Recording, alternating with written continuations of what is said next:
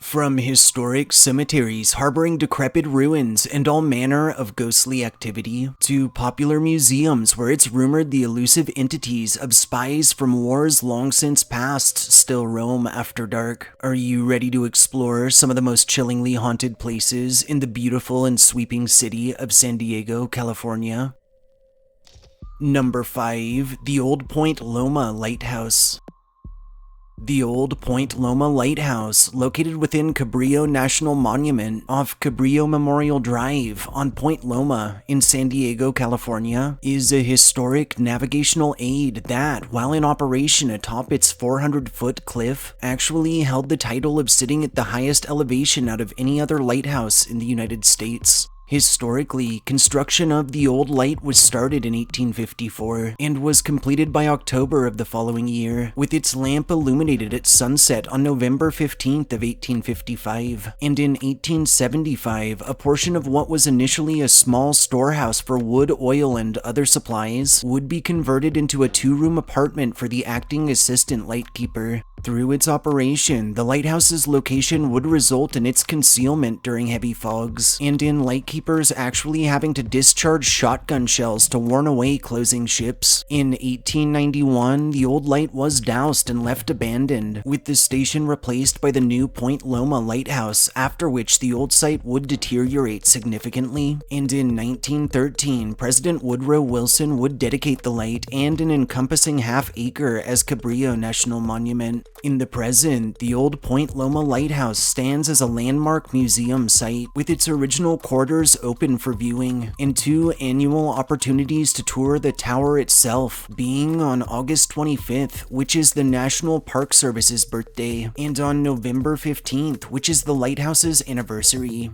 While it's uncertain who or what haunts the old Point Loma Lighthouse, the most popular stories tell of Robert Decatur Israel, who, through the late 19th century, worked as the site's lightkeeper for a whopping 18 years, alongside his wife Maria, who was an assistant keeper, all the while raising children. Many believe the Israel's spirits remain in the place they knew as home in life, and across the property, both staff and visitors have reported disembodied footsteps, extreme temperature fluctuations, lights that flicker inexplicably, doors that open and close on their own, and run-ins with several entities, one of the most prominent of which is a broad male specter, suspected to be that of Robert himself. Additionally, and not considered to be related to the Israels, several visiting the light have reported hearing disembodied moans and guttural growling that have become so loud they've felt forced to vacate the area.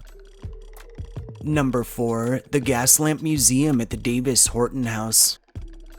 The Gaslamp Museum at the Davis-Horton House, located off Island Avenue in San Diego, California, is a historic abode turned museum that holds the title of being the oldest standing structure in downtown, and that serves as headquarters to the Gaslamp Quarter Historical Foundation. Historically, one William Heath Davis, who would initially attempt to build and establish what is now downtown San Diego, would ship in several saltbox-style structures from Portland, Maine, our Gaslamp Museum building included, and in 1850 would erect said structures off of what is now State and Market Streets, before his settlement's total abandonment through the Civil War. Later, in 1867, Alonzo Horton, along with his wife Sarah, would arrive to the area and would set to work on reviving Davis's dream, all the while residing in his old abode until their mansion was completed. In 1873, following its move from State and Market to 11th and K Streets, one Anna Shepper would purchase the old residence and would use it to house a county hospital. Through the 1930s, a George Dea would inherit the home, and in 1977, the property would be passed on to the Lanuza family, who would in turn donate the expanse to the city of San Diego for the purpose of the creation of a museum, after which the home was moved a final time to its current location and was fully restored.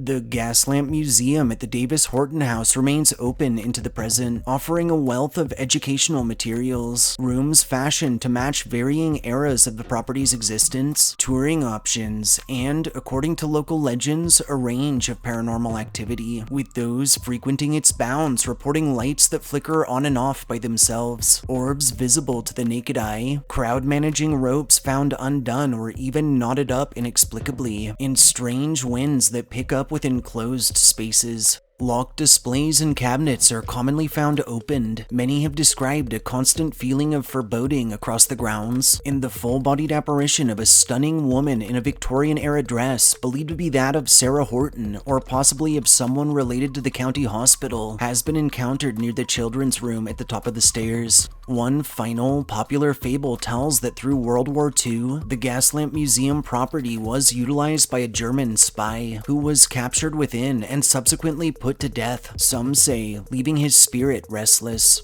An entity in older German clothing has been encountered wandering about the area and has been known to vanish when approached.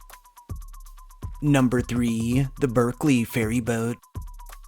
The Berkeley Ferryboat, located off North Harbor Drive in the San Diego Bay in San Diego, California, is a ferry craft that today sits as part of the Maritime Museum of San Diego. That was actually the first propeller-driven ferry on the whole of the West Coast, and it's notable for having been the largest commuter ferry in the US at the time of her launch. Historically, in 1898, the Berkeley Ferryboat would begin regular service under the Southern Pacific Railroad as one of several services over the San Francisco Bay, and in the spring of 1958, she would be removed from service for repairs, sadly, never to return, as on July 29th of 1958, Southern Pacific would cease all of its ferry operations. Eventually, the Berkeley was purchased by the Golden Gate Fishing Company, who intended to use her as a whaling processing hub. However, before she was put to work in this endeavor, she was purchased by ferryboat enthusiast and prominent businessman Bill Conover, who would instead dock the craft at Sausalito in Marin County, where he would transform her into a popular tourist attraction and gift shop known as the Trade Fair. In 1973, the old ferry was sold to the Maritime Museum of San Diego, and later, on March 31st of the same year, she was towed from San Francisco Bay to San Diego on a 3-day journey before undergoing a total restoration. In the present, the Berkeley Ferryboat acts as a main center to the Maritime Museum of San Diego, with a bulk of her original mechanics below deck still functioning, albeit on compressed air rather than steam, so visitors can see everything in motion without sweating through their clothing in the process. From early into her career, the Berkeley Ferryboat has earned a reputation for hosting chilling paranormal activity, with both crew and visitors over the years reporting disembodied voices heard emanating from vacant spaces, footsteps from the upper deck when it's completely empty, doors that slam on their own and dangerously close to fingers, and instances of personal effects going missing and turning up later in strange places. The Berkeley would continue running shortly after the 1906 San Francisco earthquake, and would even ferry refugees across the bay to Oakland. And to date, many have told of encounters with scared-looking apparitions in roughed-up, old-fashioned clothing, some seemingly searching for family or friends long since deceased, and others seated across the original wooden ferry benches on the upper deck. Lastly, in 1911, a large explosion in or near the men's restroom would instantly kill miner John Norbum, while leaving one Edward Hofschneider injured to the point where he passed on shortly after. And while this incident was officially ruled an accident, Norbum's family always suspected foul play. To date, an entity matching John's description, clad in a coat and fedora, has been spied near the old restroom, and additionally, several have reported stall doors across the vessel locking and unlocking by themselves. Number 2. The Cemetery of El Campo Santo.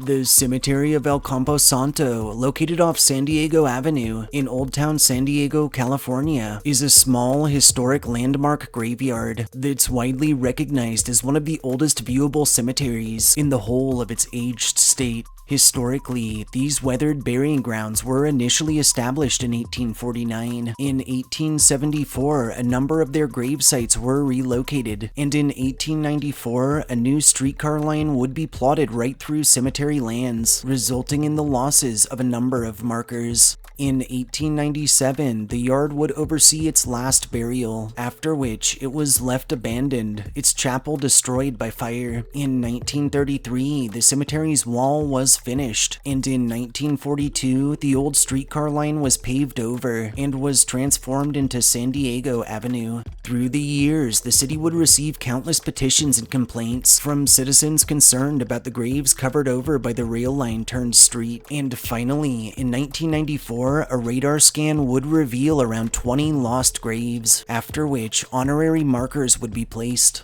The cemetery of El Campo Santo remains open into recent times as a historic landmark and offers a wealth of educational displays as well as self-guided touring options. Sadly, while it's recorded 477 peoples were buried within this aged yard, only a fraction of said graves or markers are still visible or readable into the present, and it's rumored the neglected expanse's desecration has resulted in a number of restless spirits, with those visiting El Campo Santo reporting extreme cold spots, orbs visible to the naked eye, and shadowy figures that stalk the living. One popular legend tells of Anita Gillis, whose spirit has been encountered near her grave, and also within and around the infamous Whaley house. Anita's dilapidated marker is often adorned with toys and gifts from sympathetic living, and children who have neared her space have described sighting small, ethereal figures, often accompanied by disembodied giggles. Also reported across this old yard are inexplicable electronic malfunctions, instances of both car and building alarms sounding without cause, and run-ins with a range of full-bodied apparitions in attire spanning the cemetery's lengthy history.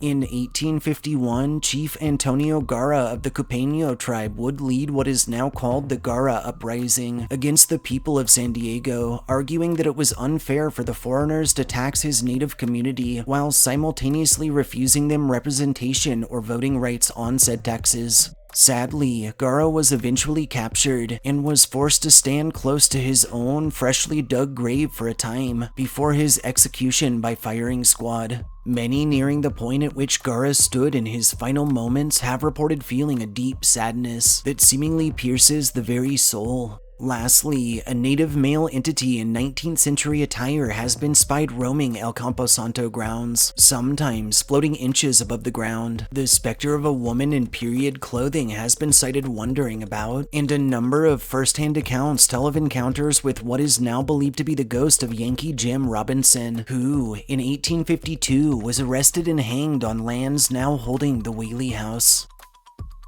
Number 1. The Whaley House Museum. The Whaley House Museum, located off San Diego Avenue in Old Town San Diego, California, is a historical abode turned museum that's renowned for its acting as a central pillar of the 19th century Old Town community. Now recognized as the oldest brick structure in California, this prominent and popular haunted landmark has served a number of purposes through its lifespan, including its acting as a general store, as a county courthouse, and as the first commercial theater in the whole of the city. Historically, the Whaley House was initially constructed in 1857 under Thomas Whaley and his wife Anna, who would welcome a total of 6 children into the world, one of whom was tragically lost to scarlet fever in 1858 at just 18 months in age. Following the passing of their baby, the Whaleys would move to San Francisco for a time before returning to San Diego in 1868, and through the late 1880s, the family would move into a larger abode, leaving the old Whaley house to fall into disrepair. In late 1909, the Whaley's son Francis would fully restore the once prestigious residence, after which he would open it up as a tourist attraction, and until 1912, Anna and 3 of her children would reside on site. On February 24th of 1913, Anna would pass on at 80 years of age. On November 19th of 1914, Francis would follow her in death. And on January 5th of 1928, George Whaley would join the deceased, leaving Corinne Lillian Whaley to reside within the family abode until her passing in 1953. On May 25th of 1960, the historic property was opened as a museum under the San Diego Historical Shrine Foundation, a nonprofit that was established in 1956, and from 2007 onward, a live-in caretaker has remained on site. The Whaley House Museum remains open into the present, offering touring options of both the historic and paranormal variety, while also acting as a stop along a number of additional local tours and walk-bys, including one of the Old Town Trolley's cruises.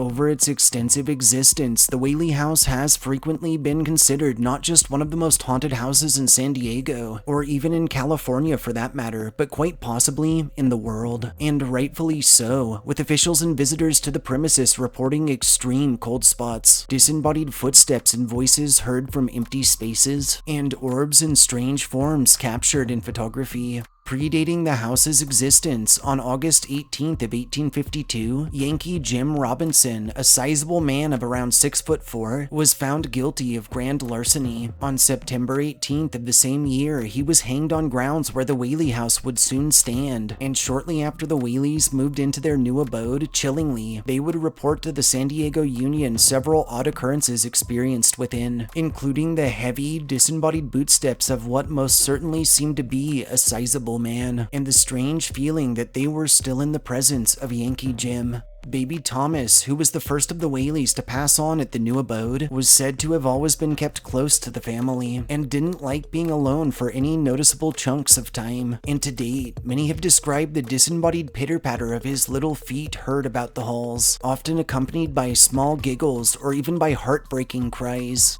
In 1882, Whaley daughters Anna Amelia and Violet Eloise would be married on Whaley House grounds. Anna Amelia to her first cousin John T. Whaley, and Violet to one George T. Bertolacci. Sadly, Bertolacci would soon reveal to Violet that he harbored a checkered past, resulting in Thomas and Anna attempting to cut him from the family entirely, and ultimately in Violet's suicide on August 19th of 1885 by way of self-inflicted gunshot wound to the chest via Thomas's own .32 caliber handgun. Violet was just 22 years old when this tragedy transpired, and an apparition bearing her likeness has been sighted across Whaley House grounds, often distraught or sobbing into her hands. Also reported at the Whaley House are doors that open and close on their own, lights that flicker inexplicably, and objects sighted moving by themselves or even floating in midair. And several have told of encounters with the small entity of Anita Gillis, who is thought to have died of scarlet fever at around the age of 9, whose funeral was attended by Corinne Lillian, and whose ghost is most often spied hiding under furniture, namely the dining room table. Lastly, a handful of accounts have described run-ins with specters fitting the descriptions of various Whaley family members, all seemingly enjoying their ancestral home from the other side, and rarely, the apparitions of Thomas and Anna Whaley, sometimes together, have been spied rounding corners, or observing visitors from a distance before fading away. Taking its fascinating history, tremendous reputation, and mountain of purported paranormal activity and associated local legends into account, we felt there really was no better choice than the Whaley House for our pick as the most haunted place in San Diego. Thanks for joining us for our picks for some of the most haunted places in San Diego. If you enjoyed our histories and ghost stories, subscribe to our channel, like this upload, and share us with anyone you think deserves a good scare. Good night.